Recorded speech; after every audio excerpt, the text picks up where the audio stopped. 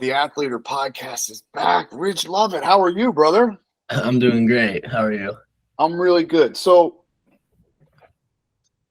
I saw you entered for the Open, and I got real excited. You know, you took a year to redshirt, and tell me how things have been going and what you've kind of been focusing on here in the last calendar year. Things have been going real well. I only competed at one Open this year. Went to Wyoming for the Wyoming Open, and that went well. I beat up on some guys over there, and then got to go to France for I don't remember what the tournament was called, but a freestyle tournament over there. Yeah, and that was a pretty good time, just getting to travel and do that thing a little bit. I haven't been overseas to compete since I was like a junior in high school on the cadet world team. So that was pretty cool, just getting to go and experience that again. And it's been good, just in the room every day, grinding, lifting hard, just all the stuff that like I would have done my freshman year, just getting it done, getting better. All right. So you say that, right? So you've seen now the Nebraska room kind of change, evolve over the last couple of years. Do you have any regrets about not redshirting your true freshman year? No, only that NCAAs got canceled. Right. That'd really be it. It was kind of like a trial by fire kind of thing. Like I got to wrestle Seth Gross, DeSanto, RBY. I wrestled them back to back, but like I got to wrestle some of the best guys in the 33 weight class, like the last 10 years. Like these guys were hammers. Everybody knows them. So it was like kind of cool to get out there and scrap with those guys. But it was good. I feel like it kind of jump started me a little bit. And it kind of like moving into my sophomore, junior year this year, it was kind of like it showed me where I needed to be. And it was like I was hanging with those guys. It was a scrap. So it gave me some confidence that I'm here, but I still need to grow. What was it like? So now you take second in the country. It seems like, you're on a little bit of a high there. What is the conversation like with Coach Manning, with Coach Snyder? What is it like saying, hey, I think I need a year to kind of grow as a wrestler? What did you sit them down? Did they talk to you about it? Yeah, so I had like independent conversations with like both of them. Like me and Snyder, like right when I came back from doing camps and stuff, me and Snyder went out to eat, and it was just like we were talking about where we're going to go for the upcoming season. I was thinking about maybe going 41, maybe staying at 49, because last year I was only walking around at like 51, 52. I wasn't a big 49, so I was like, I could probably make it. But now I was up to, at the beginning of this year, I was up to like 60. Mm-hmm. I was thinking, 41, that might be a tough cut. But I started making the cut, and like me and Snyder, when we talked about it, we kind of decided that it was going to be 41 a red shirt. If I could get down to 41 and feel good and compete there, I would wrestle 41. And me and Brock were going to have a wrestle off. And then I got down to like 43, 44. It was kind of like a same thing as my freshman year. I was cutting a whole bunch of weight, and it was like I don't know if this is going to be maintainable for me to compete well and cut all this weight. Mm-hmm. So then we kind of made the decision. I went downstairs. Weeda, our trainer, came over and he was talking to me about it because that's my guy when it comes to this weight cutting stuff, all the other stuff. Like Weeda's the man. And I was talking to him, and he was like, if this isn't what you want to do, just tell him.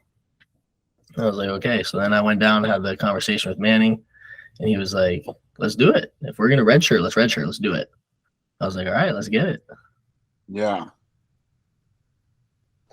What's that process like from going, being the guy to now being a redshirt? Do you still get the same focus in the room, or are you a little bit more independent on how you work through things on a day-to-day basis? No, I didn't lose anything from the coaches. Like it was pretty much the same as it's always been. There was some like FOMO, like especially the worst one was probably in Vegas. Like when we went to Vegas, like there's like no security. Like I was mat side for every match. There was like pictures of me like standing on the stage after Mikey beat Makai Lewis. So it was like that was the one where it was like really, I was like, dang, like this is tough. This is gonna be a long year.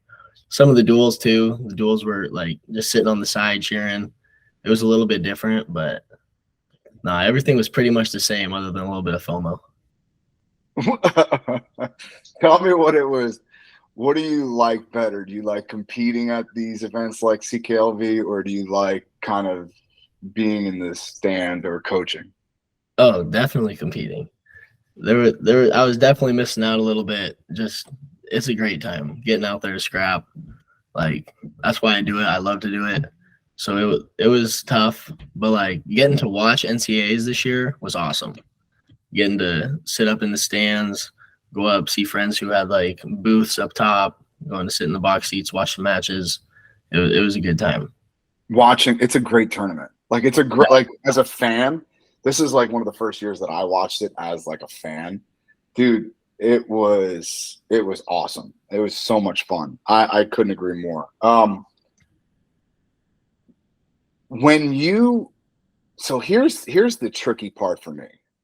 Did you start getting down to 41 and then realize this is going to suck and then just decide not to do it? Yeah, I was down to like 43. I was coming into practice at like 46, 40, 46, 47. And I was like, this is going to suck. And then like I was getting a little nervous because my freshman year, that weight cut was brutal.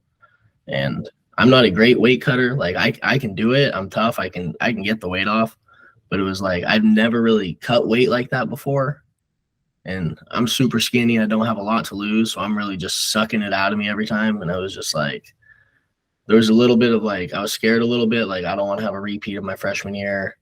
But yeah, I was getting down. And then we were like, yeah. So here's the tricky part to me. Like we got a kid that is in a similar situation. Okay. Similar situation in that he's kind of between weight classes, and similar situation in that the team aspect makes it trickier. Everybody wants to be part of a good team until they ain't got a spot. Right? Yeah, exactly. It's tricky, right? That gets really, really tricky. What is give me a 2-step process, even if 2-3-step process for talking yourself into a mock cut, because that's what it is. That sucks. Like there's one thing to like, all right, I got to cut this weight, and then I'm gonna go take it out on whomever is in front of me.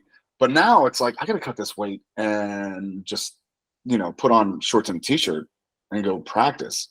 That sucks. Mm-hmm. So like the first part would be making the diet changes, getting rid of the crap, just focusing on the good stuff, lots of water, just pushing. That was like one of like the hardest things is like remembering to like just pound water, just like overloading on the water. Cause like I don't drink nearly as much water as I should anyway. And then when it's like during the weight cut, like a lot of kids get confused with like, if I'm drinking all this water, I'm going to be gaining weight. No, that water is going to come right out of you. You're going to pee it out. You're going to sweat it out in practice. The water is just going to flush. And then that makes the rehydration after the weight cut easier. Like once you've made weight, putting the water down, like your body doesn't really feel as dehydrated as if you weren't doing it right. But yeah, just changing the diet. And then like when I changed my diet, I dropped from 60 to 54. Or I guess I was 56 at practice. So it was like I lost 4, 5, 6 pounds just by changing my diet and just focusing on putting in the water. And then it's really just managing where you're at, setting goals. Like for the end of this week, like I don't want to leave out of practice on Friday above 149.9. If I'm not below 150, I'm probably going to have to do some extra just so when I go into the weekend, because I think we're flying out on Tuesday. And like when we leave, like I don't want to be that far over. I probably only want to get like one workout to get it off. Mm-hmm. Like, yeah, it would be changing your diet, setting weight goals for yourself, keeping yourself accountable. Like if you don't meet those goals, you got to do extra work to make sure that you're at that weight. And then it would probably be just planning. Make sure that, like, what was it about, like, so, and obviously this is going to be different from person to person, but what was it that you had to kind of really focus on getting out of your diet? Just eating out, eating late. Mm. Like I'm in my bed at 8:30 at night, and I'm just like 9 o'clock at night, and I'm like, dang, like I'm kind of hungry. Going upstairs, eating junk food in the cabinets, door dashing something, running the McDonald's. It's basically, so I try to eat like before 6 o'clock. And once I eat at 6, I won't eat again. I like Weta kind of works with us like on intermittent fasting.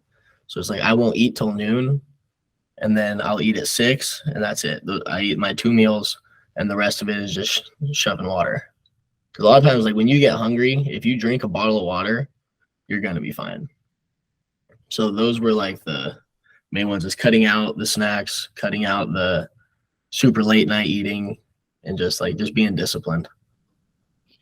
For the meals that you are having, how do you know what to be eating? Are you working with, a nutritionist or somebody at the school who's helping you to like put together a diet plan, or is that something you're kind of up to on your own? So our nutrition staff in Nebraska is amazing. Like the stuff that they provide for us is insane. I haven't heard of anything like what we've got. But so like my nutritionist, my freshman year, she was the one who kind of like set the game plan for me. And her name was Nwani. She's the nutritionist for Team USA now at the Olympic Training Center. Like we stole her from them, and then they stole her back. So it kind of sucks that she's gone. But her and Weta she was like my go-to resource. And then her and Weta kind of worked together with me to figure out the diet plan to get all that weight off. And now I just kind of stick with that.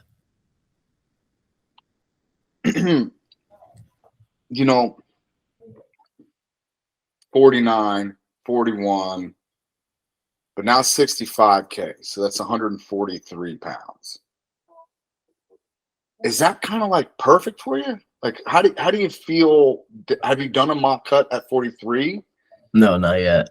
No. Because when we went to France, I wrestled 65, but it was actually 67. We had a 2 kilo allowance. Mm-hmm. And that one was kind of tough just because like the travel was so long. So it was like, that was a whole day. Like I was just in the airports. I didn't get to work out. And then when we got there, it was like the room that we were in, it was crazy. It was so small. They had like 2 like miniature mats pushed together. And then there was like a wall with like another mini mat right next to it. So it was like, there was like probably 16, 20 guys wrestling in like, I don't know, like a bedroom sized wrestling room, like a master bedroom sized wrestling room. It was like, well, at least it was the master bedroom.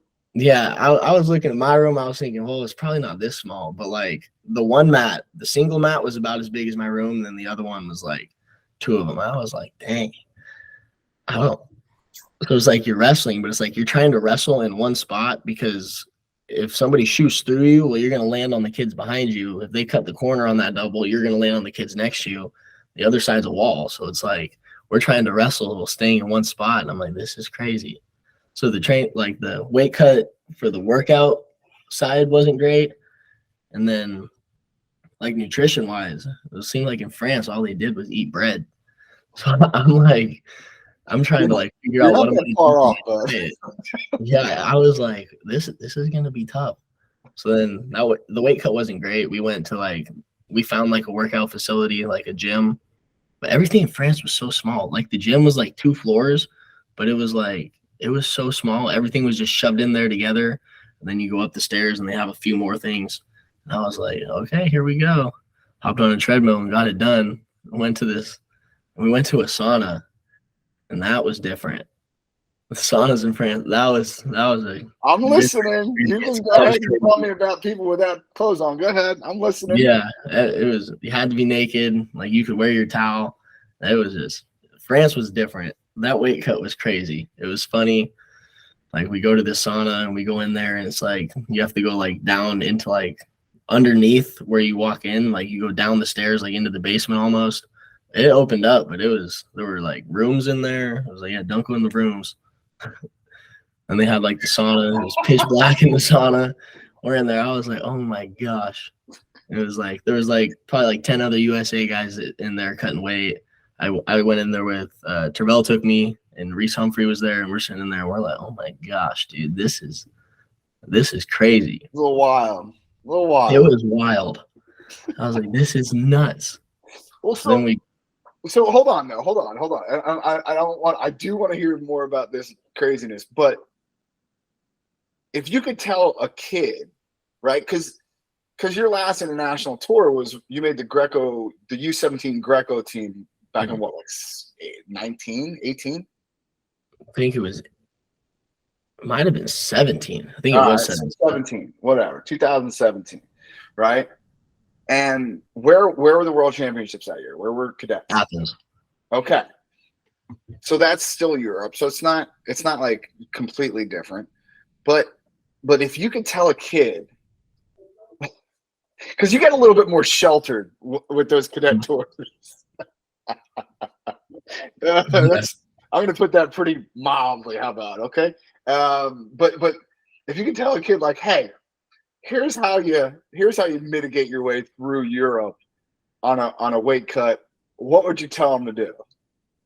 Shoot, get the weight off before you leave.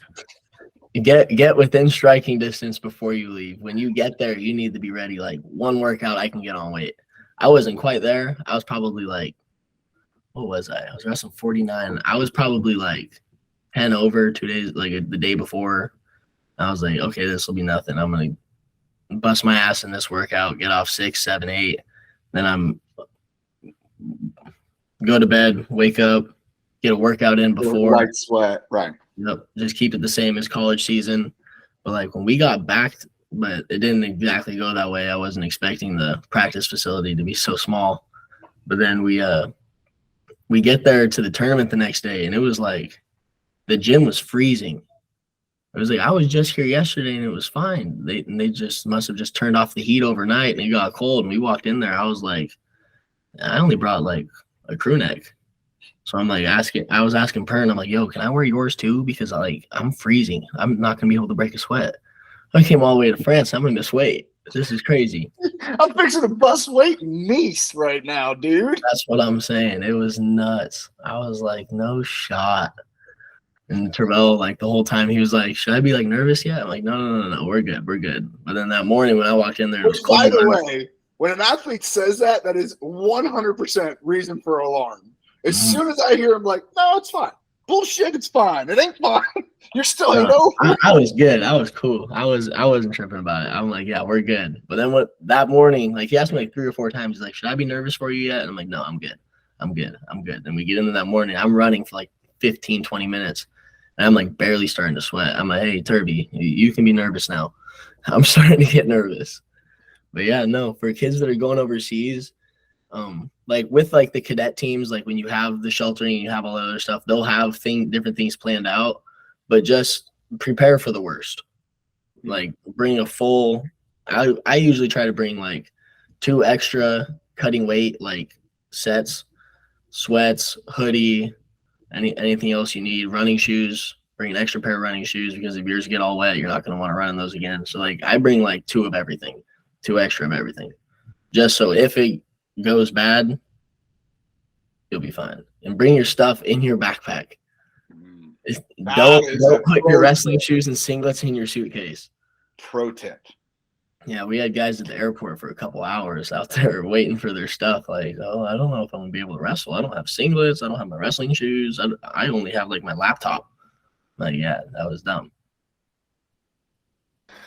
So you've gotten to obviously compete at very high levels, cutting weight, not cutting weight. What do you think are kind of the biggest differences in your performance as well as kind of your day-to-day? Yeah, having like a manageable weight cut. Something that like, so if like for me last year, I definitely could have been bigger for 49 because it was like every day after practice, I was like 2-3 pounds under. And I was like, dang. So I'm eating, but it was like, that's just how big I was at that time. Probably could have done a little more lifting in the off season, kind of like I've done this year, like 60. I feel like that's a good size. after practice, I'm getting down to 55. So that's like 1, maybe 2 more good workouts, and I'm going to be on weight. I'll be fine. 1 or 2 more workouts with meals too.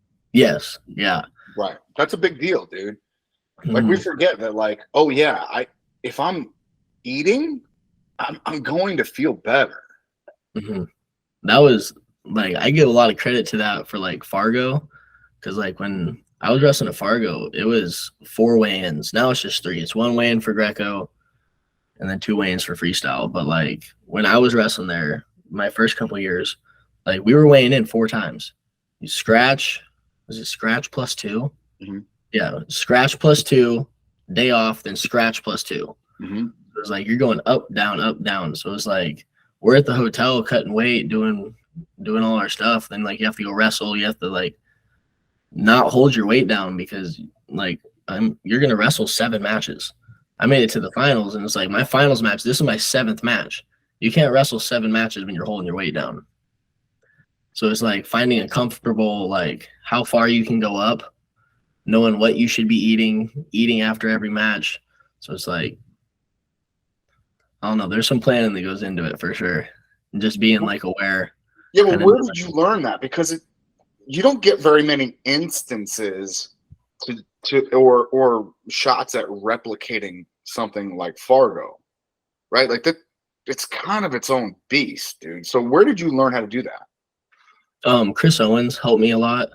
He was our coach for Idaho, and old coach of Boise State, and he's been doing this for a while, so he knew what was up. And just working with him, he was always keeping me on it, making sure I was on top of what I was doing. And then Coach Delchev, everyone's outside on loser lane trading all their stuff, and he's like, Ridge, what are you doing? No, you stay inside. You don't go outside. Like when you're at Fargo, staying inside. Don't be sitting outside in the heat because it's insanely hot when you go outside. Every time. Every time. 300 degrees in the shade. It's mind-boggling. Yeah, like, so it's just the north, dude. Like, what are we talking about? I don't even know. Then in the wintertime, apparently it's frozen wasteland. Yeah, I haven't been there. I haven't been there when it's cold. I was just there every summer. Just like, I do not want to be outside. And you have the kids like running, cutting weight outside. I'm like, you guys are tripping. You guys are nuts. Go back to the hotel. Also, you're gonna get a heat stroke, bro. But yeah, it is. It literally is. It's over 100 and like 100% humidity. Yeah, and the mosquitoes will like drag you away. Like it's brutal, dude. It's the more I look at it, Fargo for us is like kids Uregan. it's crap travel. It's like the accommodations are less than great. The food is less than great. It's like it's something, man. Like I guess it's more of like the experience. It's almost like a rite of passage for a lot of these kids, Yeah, like shoot, I went 5 times. Like Fargo, that was my tournament. And now going back every year and coaching with Idaho, coaching is so much harder than wrestling. So much harder. Cause like when I was thinking about it, I was thinking, no way. Like I wrestled 14 matches, but it's 14 matches over 5 days. And now I go there and I'm coaching 200 matches in those 5 days because I'm coaching cadets and then juniors. And it's like they go back to the hotel, but the coaches are still there. And then it's like they got me running over to the bunker, running a workout over there for the other guys that are okay. So now some of the kids don't really know what's going on. I'm like, okay, so you can't touch the legs. This is Greco. Like, what do you mean? I'm like, you can't shoot. Got it. Okay. I'm like, cool. Oh, here we go. But so yeah, it seems like something that should have been worked out earlier, but fine, whatever. Yeah, most we're pretty good about it. Like our Fargo camp, they do a good job. Chris has been running it for a long time. I'm gonna go back and help coach that again. That's always a good time. And we've done well the last couple of years. Chris has done some things. He's got some stuff figured out. I think we took like our juniors last year. I think they took like 5th and 3rd. Fargo was a good time, especially all that winning. Love winning at Fargo. So you've got to compete at Fargo several times. You've also got a chance to coach there. What are some differences that you've noticed from your childhood to now, getting a chance to coach and seeing a little bit of a younger generation? It's been a really good time. I've really enjoyed it because like wrestling in college, like all these kids know me. Like going to the Fargo camps, going to all the camps when I was younger. It's like I'd known a lot of these kids for a long time. So it's like now getting to come back and like help them trying to do what I was trying to do. Like it's just been awesome. It's like it's a way for me to like give back because so many people did so many things for me when I was in high school, doing all this stuff, going to different places, having training partners, people going to these tournaments. So I have people there that I know. Like it's just been awesome. That's all I got. It's been awesome. So can I talk about so I remember, for me, watching you at Fargo was really interesting because you have a very, I wouldn't even, really interesting style of wrestling. You can scramble like a lot of the better PA kids, right? Like a lot of the leg attack defense stuff that you see from a lot of the East Coast guys, they do really well. You can wrestle up top like a Minnesota guy. Mm-hmm. So how do you develop that type of a style of wrestling, man? Because it's so weird, not weird. I shouldn't say weird. Really kind of eccentric, like this really like hard to plan for style of wrestling. How did you develop that? I think it came from being committed to all three styles. Like with the folk style stuff, like that's where all my scrambling came from, is just wrestling with folk style. And I had some wrestling nerds on my team, and we'd be sitting there watching different leg passes. Like I remember when Jesse Delgado was wrestling with Nashon, I was sitting downstairs on the computer. I watched it like 5 times. I'm like, this is crazy. And I go to practice the next day, and my friend Braden was like, yeah, dude, like, so this is how you think he does it. And like, just like playing around with it, learning the leg passes, all this different stuff. And my coach, my club coach, he was a wrestling nerd. He was having we were drilling leg passes in practice.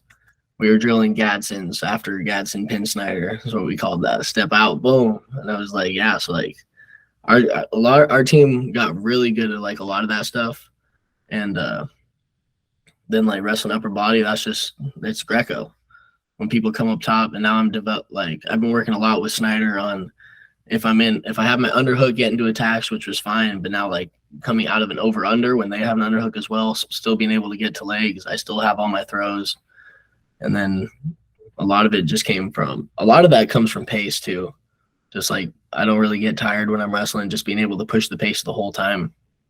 And then I feel like that's a lot of the reason why I win a bunch of those scrambles. Is because when you get in a scramble with someone for 45 seconds to a minute, like a lot of people, like that'll be it. Yeah, they'll be gassed. Like they don't have anything left after that. But then just being able to keep wrestling through the position. Well, that's interesting too, though. Okay, because now you're talking, right? So like we look at it as okay, one more position, right? Like if the sequence goes 7 steps, you have to be ready to go 8. Mm-hmm. And if the sequence goes 8, you have to be ready to go 9. And it's just like fine. So how do you train yourself to do that? Is there like a process that you can kind of point to where you put yourself in those positions, or is it just like let's figure it out?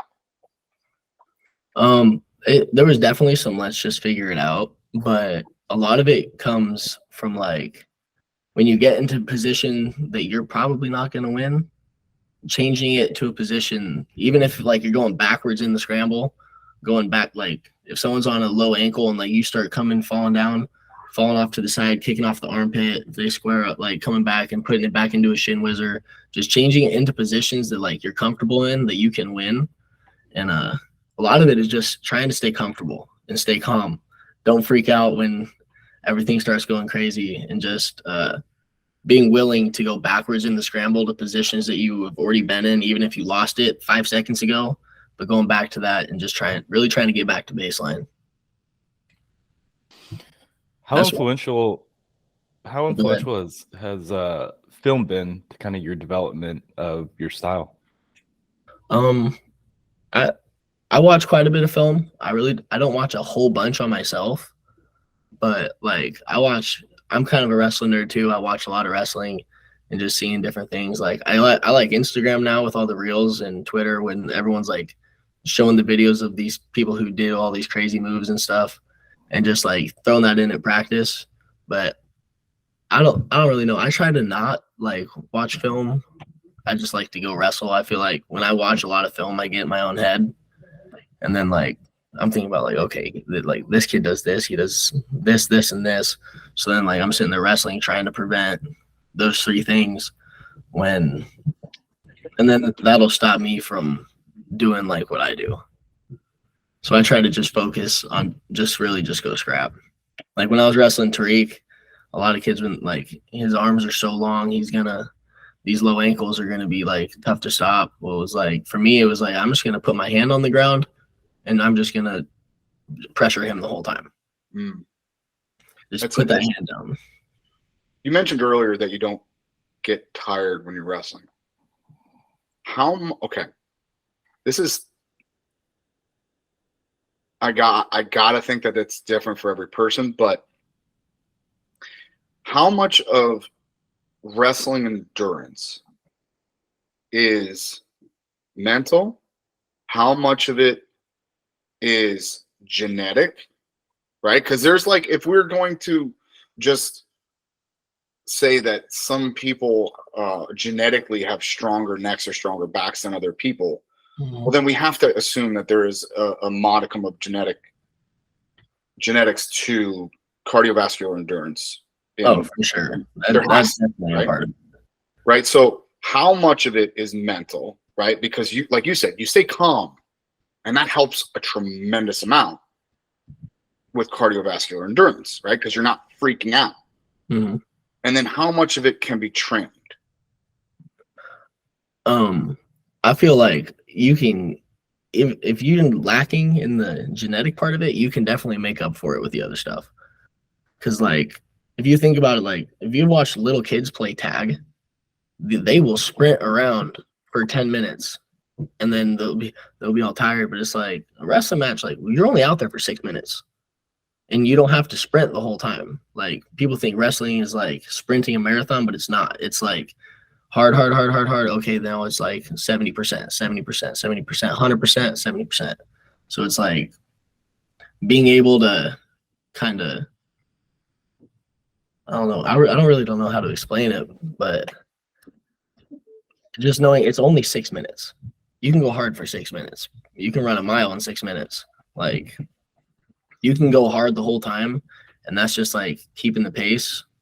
But I don't know, just like knowing in your head, like you got 6 minutes to make this happen. Like, let's do it. It's kind of how I look at it. How comfortable, or how did you kind of realize, that you could kind of find this comfort level of, fluctuating between 70 and 100? What does that process look like for you for finding your pace? Really just Snyder's been working with me a lot with that. Like when we're wrestling live in the room and I'll just be kind of like wrestling and he's like, hey, pick it up.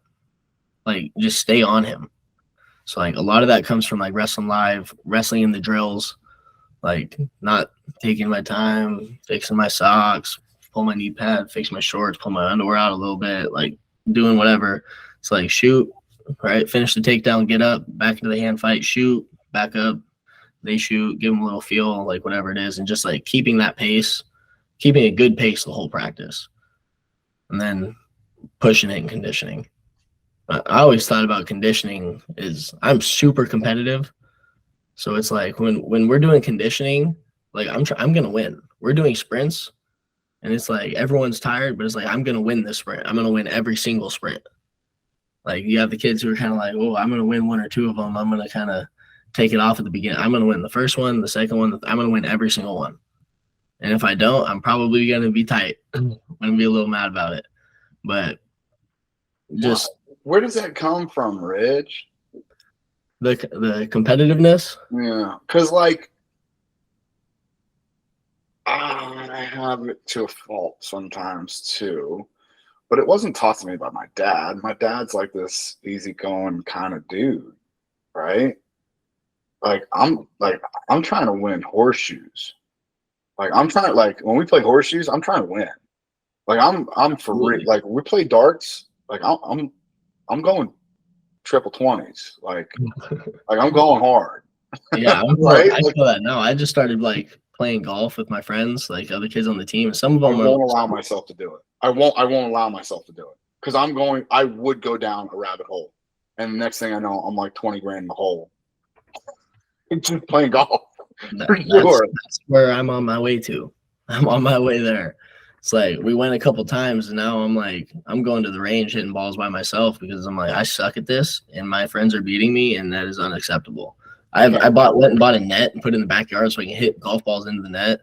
And it's like we're going, boom, I hit it, and that ball goes 80 yards to the right, and it only went 70 yards. I throw my club. I'm like, this is stupid. I'm going home. Like, it's just like, I don't know. It's just like I'm competitive.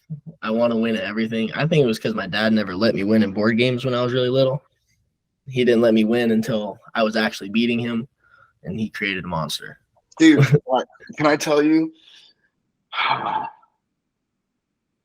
Joel, remind what's her name to clip this.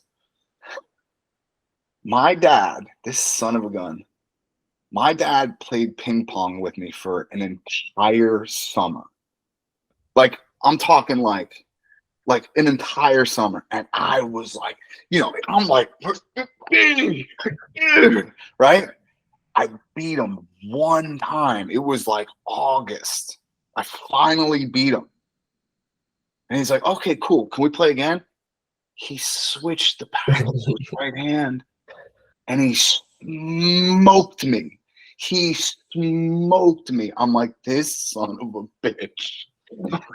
Absolutely. I remember like one of my teachers called my mom when I was at school because I lost in a game and I was hot about it. I was not happy. And she was like, Ridge is super upset. He lost at this game. He's mad. Like, I don't know, blah, blah, blah, blah. My mom was like, he has the phone to my dad and he's like, what's going on? She's like, yeah, we were playing like Jeopardy and his team lost and he was not happy about it. And I was like, what's going on? I was like, I'm a winner. I want to win.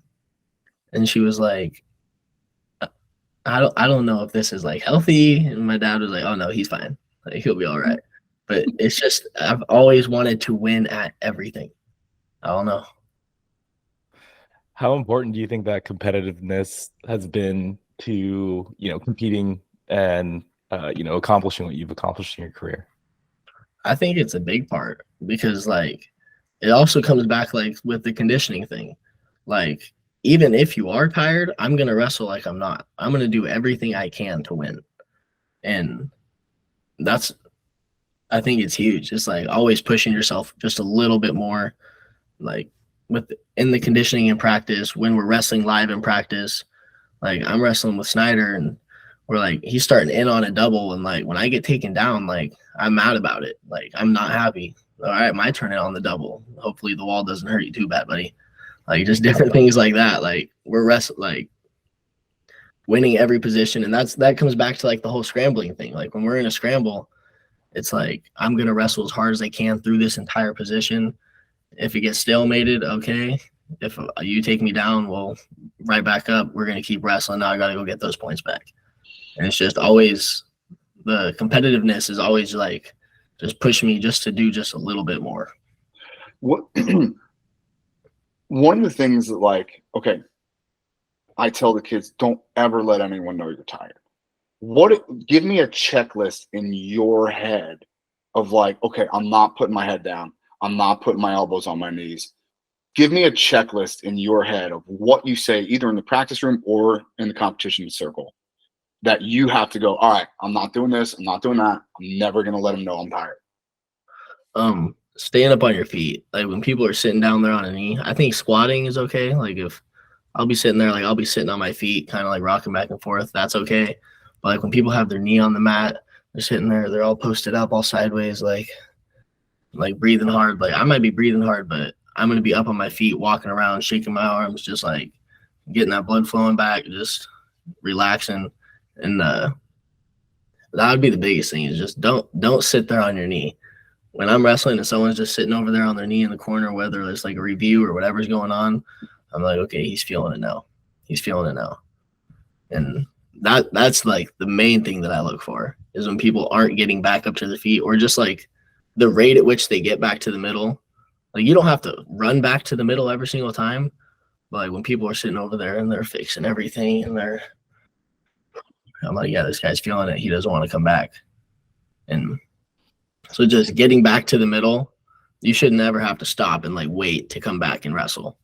That's a stop back to the middle. You don't have to run, but when people are like sitting there on their knees, or when they're taking their sweet time getting ready. Blood in the water. Blood in the water. How does your mindset change once you start to see that in your opponent? Oh, absolutely. That's when I feel like it's really time to pick it up another notch, because Tervel's been talking to us about this for a couple of weeks, and he's like, when you wrestle a kid who's really busy and they're doing a lot of stuff, and like sometimes like if you lose that match, you're like afterwards when you're thinking about it, it's like he really didn't do a whole lot. He was just busy the whole time. He was always doing something, even if he's not really doing nothing, even if he's just working hard in the hand fight, like that's going to be tough. And then like you're sitting there, you get focused on hand fighting, you're not getting your shots off, you're not scoring. And then even if he doesn't score on you, it's like, well, now I'm tired and I'm thinking like I didn't get a takedown, whatever it is. But he's always talking about that, just being busy. Like when you lose a match and you like, when you think back on it and be like, this guy didn't do anything. Like that should never be a thought in your head. Should always be like, try to be the busier person, just staying on them. Beautiful. Ridge Lovett. Man, all right. We're going to end it on that note. Do me a favor. Tell people where they can get a hold of you, or where they can see more of you. Instagram. It's just at Ridge Lovett. Yeah. In my DMs. Awesome, man. Hey, thank you so much for coming on. I learned a ton. I appreciate you coming through, brother. Absolutely.